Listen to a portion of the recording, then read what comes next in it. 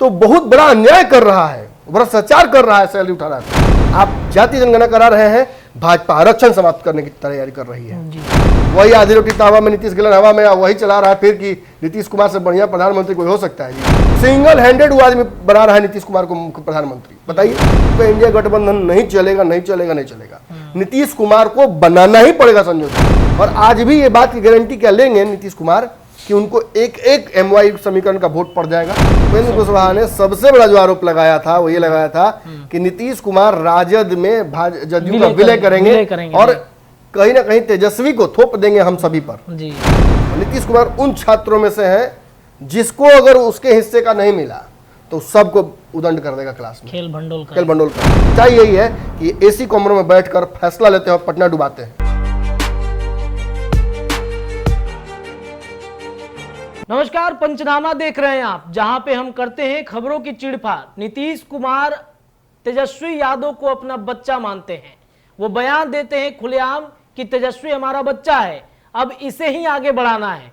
बिहार में जब से महागठबंधन की सरकार बनी है, तेजस्वी यादव को कुर्सी सौंपने की चर्चा नीतीश कुमार को लेकर खूब होने लगी।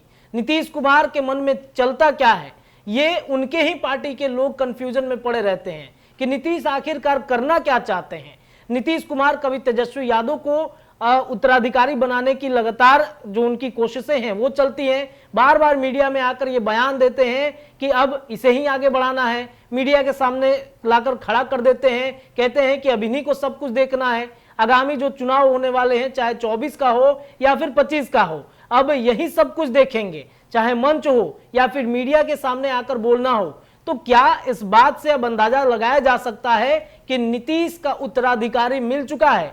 तेजस्वी यादव को अपना उत्तराधिकारी साबित करेंगे, तेजस्वी यादव को अपना कुर्सी सौंप के नीतीश कुमार आगे की रणनीति तय करेंगे। लेकिन जदयू के अंदर कहीं ना कहीं इस बात को लेकर टेंशन जरूर हो रही होगी कि आखिरकार फिर हमारा क्या।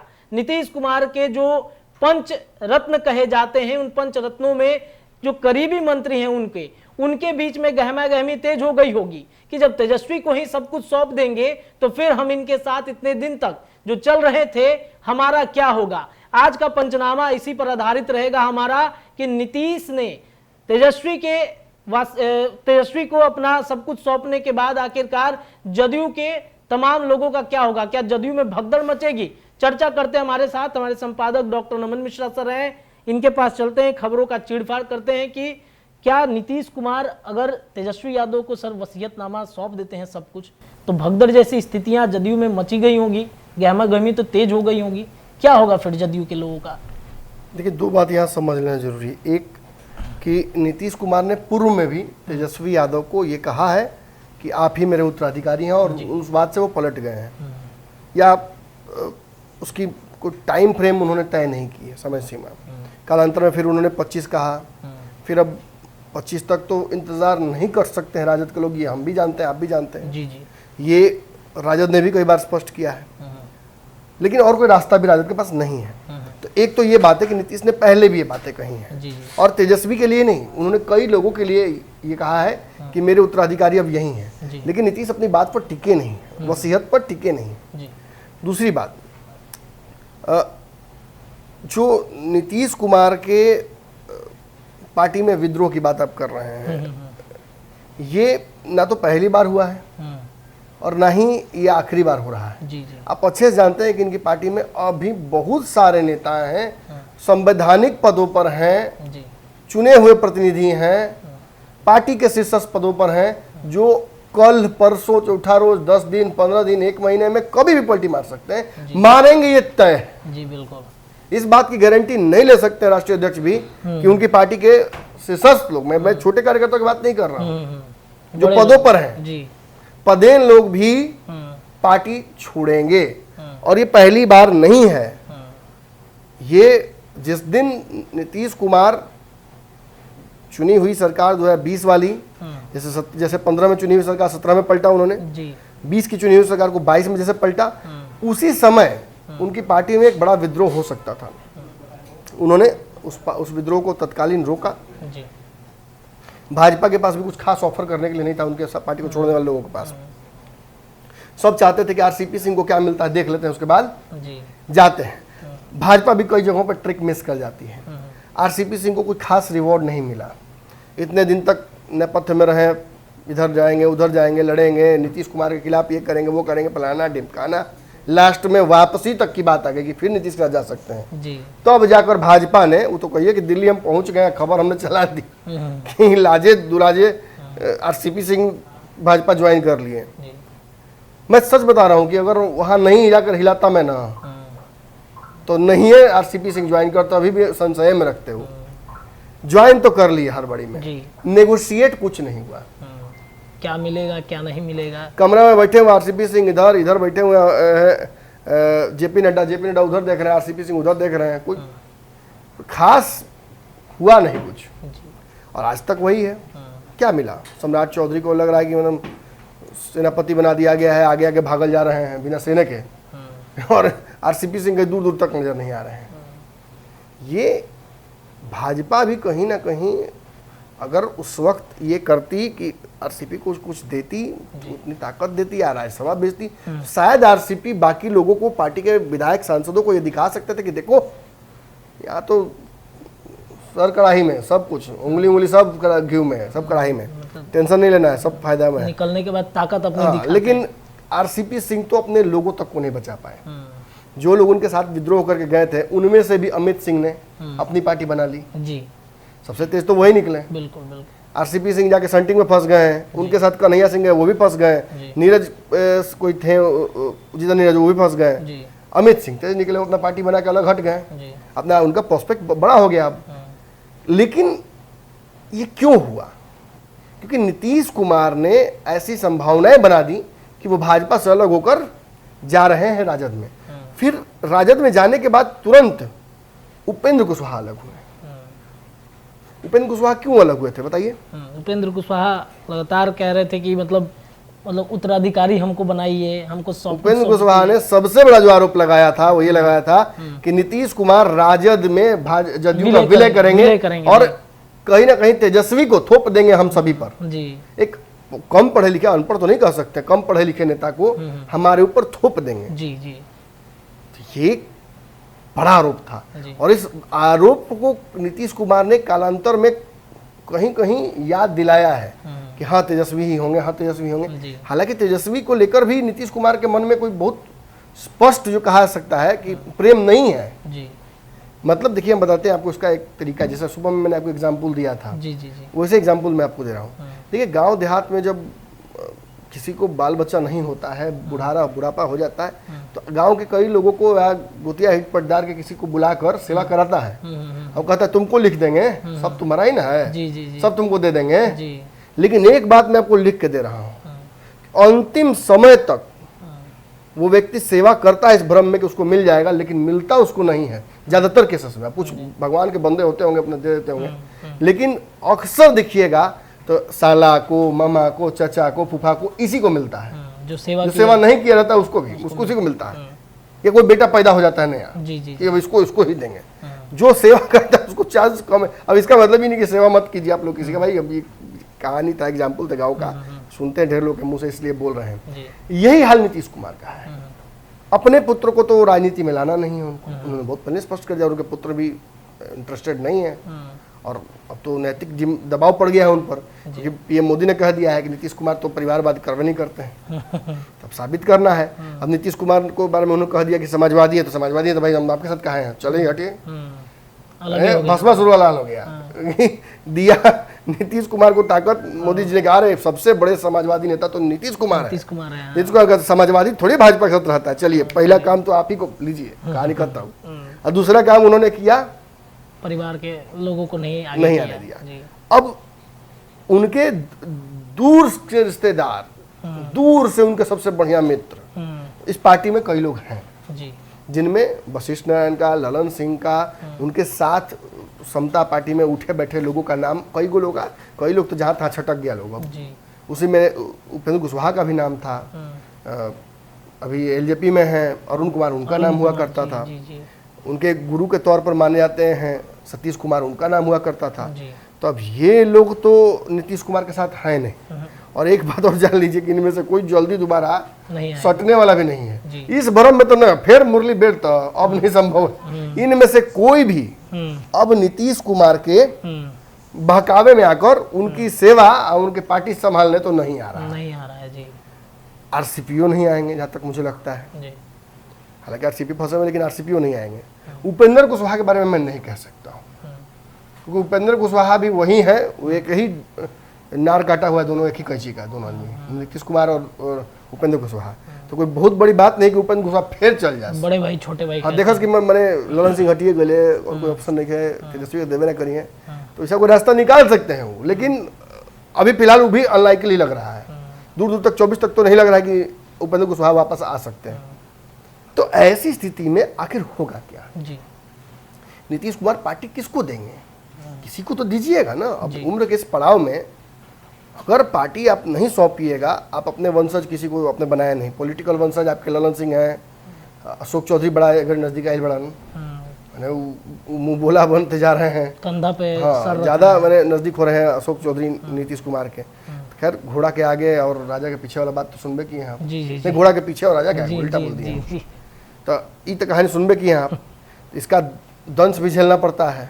ललन सिंह और अशोक चौधरी में कैसा चल रहा है दोस्ती, वो तो आपको पता ही है। जी। उस दोस्ती का प्रतुक राजनीति में दिया जाता होगा अब। लेकिन ये जान लीजिए कि निश्चित तौर पर नीतीश कुमार की पार्टी में second, third, fourth, fifth tier नेताओं को जो आप देखते हैं, तो you realise that Nitish Kumar has marooned every possible replacement of Nitish Kumar.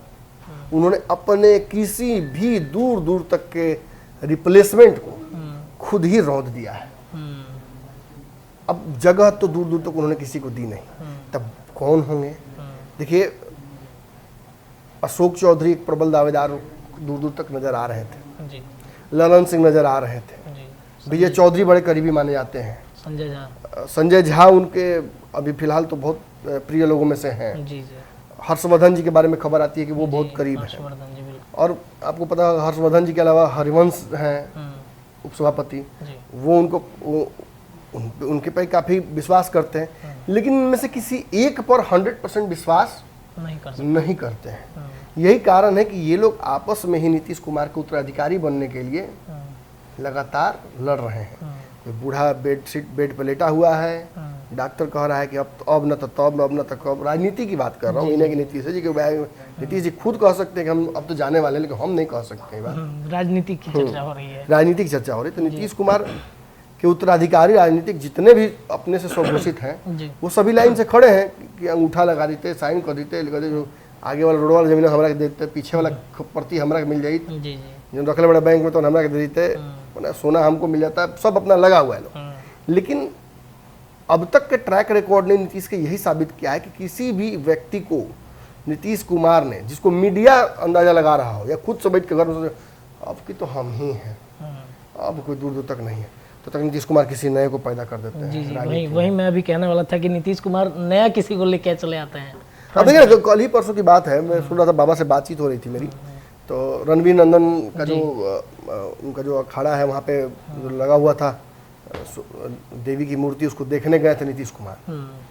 तब गए वहाँ तो उनसे कह रहे हैं, मतलब उड़ते उड़ते खबर ही हम तक कुछ लोग थे अपने वहाँ, बता रहे थे नीतीश कुमार, अरे आपको तो हम बड़ा बढ़िया आपके बारे में सोच दिए थे, आपको तो देने वाले थे बड़ा बढ़िया पद, आप चले गए, अच्छा नहीं लगा हमको, लेकिन चलिए रिश्ता तो बना रहेगा ना।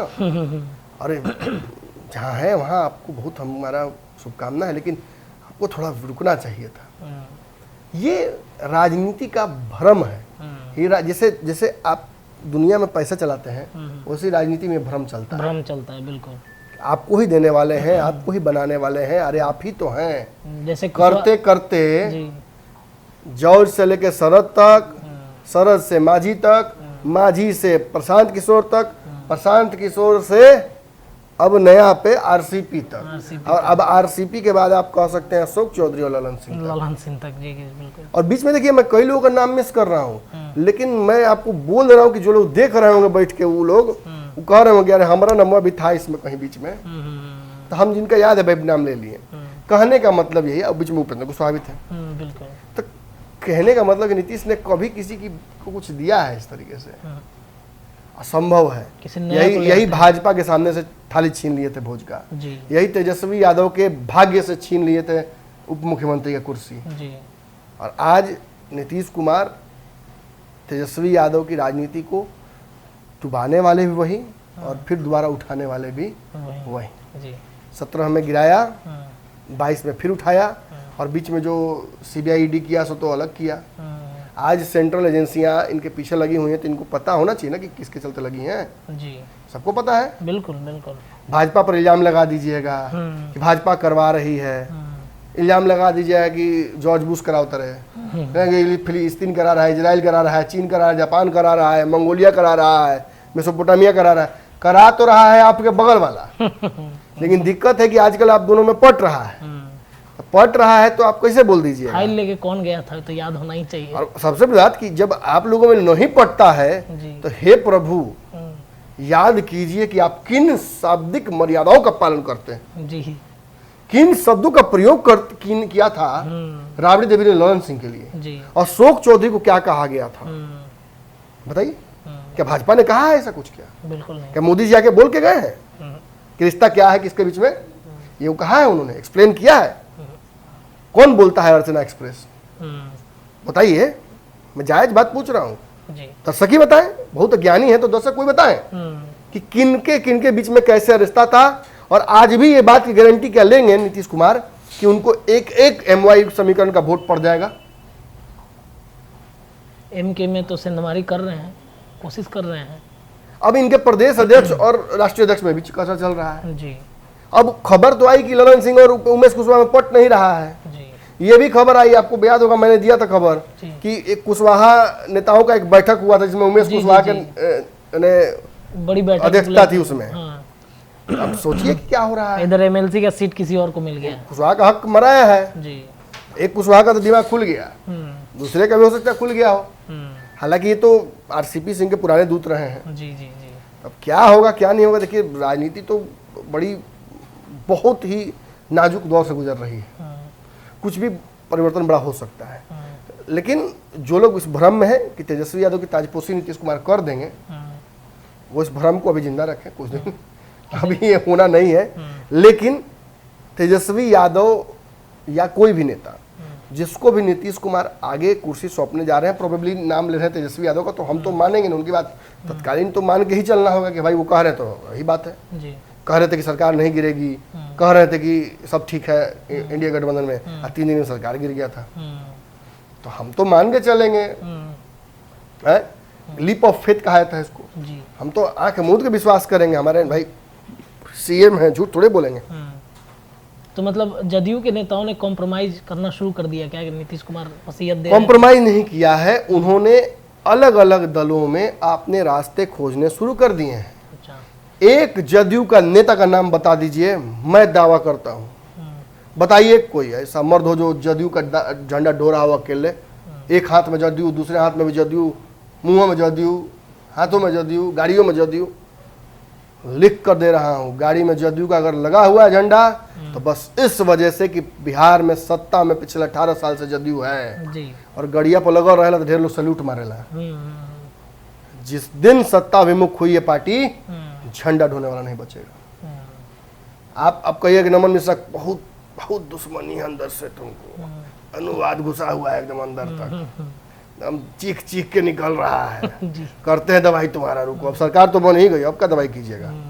सरकार तो आपकी बन ही गई, जी अब तो हमने बहुत सेवा की, तो हमारा हाथ काट लीजिए, यही ना कीजिएगा। अरे ताजमहल बनाया तो ताजमहल का हाथ काटने, अरे शाहजहां का नाम होगा उसमें फटीचर सिंह का नाम थोड़ी होगा। फटीचर सिंह गए 2 ईंटा जोड़ ले, हाथ कटा गई, लूल्हा घरे बैठा। तो हमारे मीडिया के साथ भी यही हुआ, हमने विपक्ष को आवाज दी, विपक्ष आज सत्ता में आ गया, अब दूसरे विपक्ष के पीछे लगे तो कहा गया गोदी मीडिया, पीछे में हम ही को बोल रहे हैं क्या गोदी मीडिया? हम तो आप ही को बनाए थे अभी थोड़ी देर पहले, आप ही को तो आवाज नहीं दे रहा था कोई।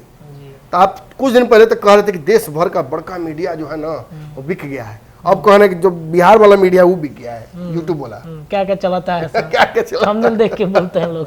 अरे हमको समझ में नहीं आता। ठीक है, इस मामले में नीतीश कुमार बेहतर हैं इन लोगों से, मैं मानता हूँ। नीतीश कुमार को अपनी नेताओं से नहीं, लेकिन मीडिया अगर उनकी बुराई करता है तो उन्हें कोई बहुत खास दिक्कत नहीं है।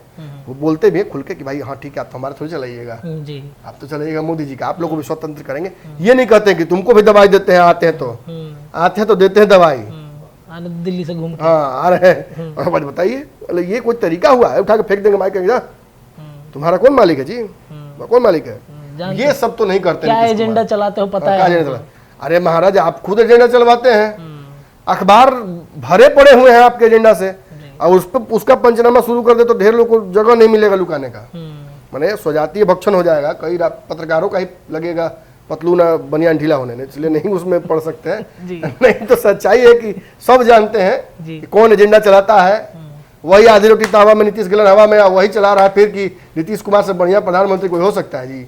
सिंगल हैंडेड वो आदमी बना रहा है नीतीश कुमार को मुख्य प्रधानमंत्री। बताइए, ऐसा होता है क्या? किसी पत्रकार में ताकत है क्या कि वो प्रधानमंत्री बना दे किसी को? और अगर कोई पत्रकार दावा कर रहा है तो किस आधार पर दावा कर रहा है? क्या उसके पीछे चीन खड़ी है, पाकिस्तान खड़ा है, इजराइल खड़ा है, कौन खड़ा है? किस तरफ से ताकत आ रही है उसको? अरे कह दिया सोच रहे कि ताकत हमको कहां से मिल रहा है, नीतीश कुमार से। तो पत्रकार भी साबित करें कि कैसे वो कह रहे हैं कि नीतीश कुमार को प्रधानमंत्री बना देंगे, साबित करें। ये हल की बातें हैं। देखिए, सत्ता पक्ष में आज नीतीश कुमार है, नीतीश की चाकरी कर रहे हैं, नीतीश हट जाएंगे तो टेंट समियाना वाला धंधा है। जब आ जाएगा भाजपा तो भाजपा को लगा देंगे कल से बाजा बैंड, हम भाजपा के भी खिलाफ बोलते नजर आएंगे। आज भी पंचनामा के सबसे ऊपर वाला पंचनामा खोल के देखिए, इसलिए पिन कर दिए थे जब सरकार नहीं गिरी हुई थी, और मैंने कहा था कि गिरेगी 2 से 3 महीने में, वही हुआ। मैंने तब पिन कर दिया था और मैंने उसमें स्पष्ट बताया कि भाजपा की मंशा क्या है। आप जाति जनगणना करा रहे हैं, भाजपा आरक्षण समाप्त करने की तैयारी कर रही है जी। दोनों लड़ाइयां एक साथ चल रही हैं। लेकिन भाजपा इतनी मैंने बेवकूफ नहीं है, पहले वाली बात वो समझ रही है कि धीरे धीरे रणनीतियों को इम्प्लीमेंट करना है। तो हम तो रनिंग कमेंट्री कर रहे हैं कि आपके साथ क्या होने वाला है और आपको समझ में ही नहीं आ रहा है। हम तो कह रहे थे कि आपका इंडिया गठबंधन नहीं चलेगा, नहीं चलेगा, नहीं चलेगा। नीतीश कुमार को बनाना ही पड़ेगा संयोजक, नहीं चलने देंगे नीतीश कुमार। नीतीश कुमार उन छात्रों में से है जिसको अगर उसके हिस्से का नहीं मिला तो सबको उदंड कर देगा, क्लास में खेल भंडोल कर देगा। और वही हो रहा है। आपने मध्य प्रदेश में जो देखा उसको कम मत समझिएगा। ये जदयू चाहती तो चुप रह सकती थी, बिल्कुल, लेकिन बहती गंगा में हाथ धोया है इसने। पहले सपा का तो वहां एक विधायक था, नीतीश कुमार 5 गो प्रत्याशी किस आधार पर उतार रहे हैं? तो ये बोले थे क्या मांगते, कांग्रेस सोचा था देती, लेकिन ऐसा नहीं किया उन्होंने। असम में जीतते हैं भाजपा तोड़ लेती है, अरुणाचल में जीतते हैं भाजपा तोड़ लेती है। तो जिता के फायदा क्या भाजपा को जब देना है? छेड़े हुए तो छोड़ेंगे नहीं। हाँ, छेड़ोगे तो छेड़ेंगे नहीं। बताइए, मैंने ये शब्द क्या प्रयोग किया जाता है अपने गठबंधन में?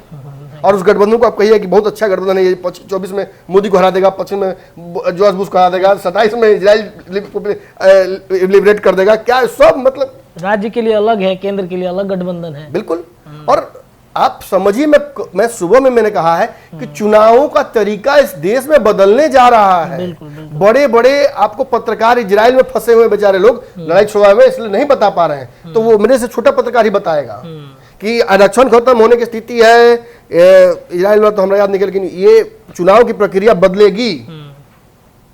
सारे बड़े पत्रकार इजराइल में व्यस्त हैं और कुछ बड़े पत्रकार बिहार वाले नीतीश कुमार को प्रधानमंत्री बनाने में फंसे हुए हैं। इसलिए ये बात मैं ही बता सकता हूं। और जान लीजिए, देखिए चुनाव का पैटर्न बदलेगा, बिल्कुल बदलेगा, सब कुछ बदलने जा रहा है। इस चुनाव में ना हो, अगले चुनाव में होगा। बहुत सारे यूटीज बनने वाले हैं, यूनियन टेरिटरीज, उनका चुनाव अलग तरीके से होगा। आपको पता है इस देश में एक ऐसी सरकार है जो निरंकुश है, जिसको कोई रोकने वाला दूर दूर तक नहीं है। और रोकने के लिए एक ताकत आती भी है तो वो आपस में ही लड़ जाते हैं, आपस में खेल गड़बड़ा देते हैं लोग अपना। और देखिए, मोदी जी के साथ सबसे बड़ी लिबर्टी ये है कि मोदी एट विल किसी को भी इस गठबंधन में से तोड़ सकते हैं जी। कांग्रेस छोड़कर किसी को भी वो जब चाहे तोड़ सकते हैं। ये हमने देखा भी है और ये आगे भी देखेंगे। इसमें से आपस में ही सब एक दूसरे को बी टीम सी टीम कहता है। बिल्कुल बिल्कुल। आज नीतीश कुमार पर भरोसा करने वाला कोई नहीं, जबकि नीतीश सीना चीर के कह रहे हैं, देखिए जातीय जनगणना, अब का अब सेकुलर कुछ होता है क्या? फिर भी भरोसा नहीं किया किसी ने, कैसे भरोसा करेंगे? काले भगवा पहन के हर घर में बस एक ही नाम शुरू कर देंगे नीतीश कुमार, कोई गारंटी है नीतीश कुमार का? कॉल क्या कर दें, हर पंडाल में गए हैं जी। बिल्कुल, हर पंडाल में गए, वो पंडाल में गालियों अंदर आए थे, सुने थे। पता मैंने बिहार के पत्रकारों को जो बेचारा ऑन ड्यूटी था उस समय, उसका ड्यूटी बढ़ा दिए, ड्यूटी आवर। तो मैंने कहीं ना कहीं नीतीश कुमार अच्छे नेता हैं, देखिए बुरे नेता नहीं है, मैं बार बार कहता हूँ अच्छे नेता है। पॉलिसीज जो बनाते हैं ना बिहार के लिए, उसमें बहुत कमियां हैं। जरूरी नहीं कि एक अच्छा नेता एक अच्छा पॉलिसी मेकर हो, उसके लिए ब्यूरोक्रेट्स की एक टीम होती है। तो इसमें क्या हुआ है बिहार में कि जो ब्यूरोक्रेट्स जहां है ना, वो राजा की तरह बैठ गया है, वो कोई नहीं हटा सकता है। पुल गिरेगा लेकिन वो रहेगा, बच्चे मरेंगे इंसेफ्लाइटिस लेकिन वो रहेगा। इस विभाग से उस विभाग में, उस विभाग से उस विभाग में, बस लगेगा। असल देखिए, मैं ढेर लोग बुरा नहीं, हम बता देते, असल अगर नीतीश कुमार के उत्तराधिकारी कोई है तो यही ब्यूरोक्रेट्स हैं, बैठे हुए हैं एकदम सांप की तरह घाघ मार के, हटेंगे ही नहीं। सारी गलतियां इन ब्यूरोक्रेट्स के हिसाब जानते किसकी होती है? एक जनता की और दूसरा सबसे छोटे कर्मचारी की, राज्य की। वो लगता है इनको कि वो पैसा ले रहा है ना, तो बहुत बड़ा अन्याय कर रहा है, भ्रष्टाचार कर रहा है, सैलरी उठा रहा है, तो उसको भ्रष्टाचार कर नहीं मिलना चाहिए सैलरी, क्योंकि वो डिजर्व नहीं करता है। और सच्चाई यही है कि एसी कमरों में बैठकर फैसला लेते हैं और पटना डुबाते हैं। जी जी, ये बेशरम जो ब्यूरोक्रेट्स हैं, 3-4 गो सब ना, मार्जिन ऑफ एरर छोड़ना चाहिए जी। नाम ले लिया किसी का, केस फालतू में हो गया, लगाया तक डूबल पानी में, सुबह उठे तो निकले मंदिर डूब गया, पता चला भाई कोई ब्यूरोक्रेट का खींच भरा तो नालियां जाम कर दिया, पाइप से नाला का पानी होने से नमामि गंगे का हर हर पानी करिया निकलना शुरू। जी। निश्चित तौर पर हमारे पुले गिर जाता, गिरा ना पुल जी, कितना करोड़ का पुल 2-3 बार गिर गया। 1700 करोड़ का पुल गिरा एक बार 500 करोड़ का पुल गिर गया, हवा में पुल उधिया जाता है। क्या कहा जाए, भाजपा थी तब भी गिरा, राजद थे, तेजस्वी यादव तो कम से कम ईमानदारी से, मुझे ये अच्छा लगता है तेजस्वी यादव में। देखिए सब में कुछ कमियां कुछ अच्छाइयां होती हैं। तेजस्वी में एक अच्छाई है कि जब भी कुछ बुरा हुआ है, तेजस्वी यादव ने प्रेस कॉन्फ्रेंस करके उस बात को जिम्मेवारी उठाई है कि हाँ हम इसको सुधारेंगे, फैक्ट से लड़ते हैं। कि देखिए, अब देखिए कल ही परसों की बात है, कितनी अच्छी बात मैंने देखी कि यूपी के एक प्रवक्ता हैं, उनकी बेटी बिहार में नौकरी प्राप्त की है, पीएससी से तेजस्वी यादव ने पकड़ के एक्सपोज कर दिया कि नौकरी लेने आओगे, नौकरी लेने आओगे बिहार में, अब विकास कहोगे कि मैंने यूपी का हो रहा है, योगी जी की है, ये नहीं हो। तो ये है चीजें, लेकिन अब वही बात है कि नीतीश कुमार के हाथ से तेजस्वी का कुछ अच्छा होना तो मुझे तो नहीं दिख रहा दूर दूर तक। लेकिन चलिए, अब इनकी पार्टी के लोग भी तो संशय में हैं जी। जब आगे करते हैं किसी को तो पार्टी वाले लोग अपना मुंह सूखना शुरू हो जाता है। मैं बता रहा हूँ आपको, शुरुआत हमने वहीं से बात की थी। जी। इनकी पार्टी का कोई ऐसा नेता नहीं है जो और किसी पार्टी के संपर्क में न हो। सबका बैक स्टोरी है जी, सबकी बैक स्टोरी है और सब बैक स्टोरीज को जिंदा रखे हुए हैं। इसका मैंने मुख्य कारण क्या है हम आगे बताएंगे, लेकिन धीरे धीरे ये देखेंगे हम। जदयू को टूटते लड़खड़ाते यहाँ से चुनाव तक बहुत देखना है, तो उसके लिए थोड़ा हृदय जो है मजबूत करके रखिए। चलिए, तो नीतीश कुमार ने तेजस्वी यादव के नाम से वसीहत नाम लिखना शुरू जो किया, उसके बाद से जदयू के अंदर कहीं ना कहीं अंदरूनी कलह मची हुई है। नीतीश कुमार किसे कुर्सी सौंपेंगे, क्या तेजस्वी को देंगे या फिर किसी बड़े चेहरे को सबके सामने लाएंगे, सबको चौंकाएंगे, क्योंकि नीतीश कुमार चौंकाने में माहिर हैं।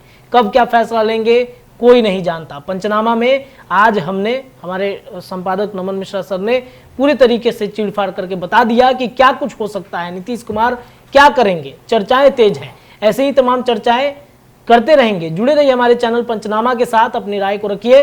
बहुत बहुत धन्यवाद।